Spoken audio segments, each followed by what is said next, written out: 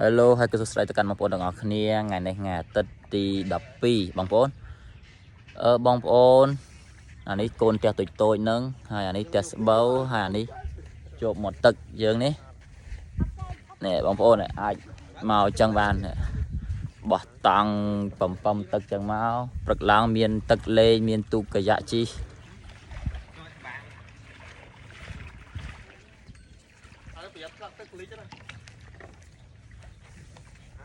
អូខេបងប្អូនថ្ងៃហ្នឹងមានpromotion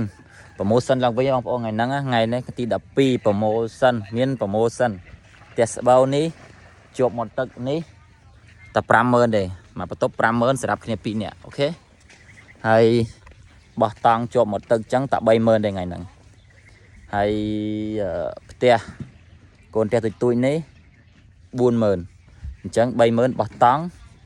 40000កូនផ្ទះ50000ផ្ទះស្បូវអូខេ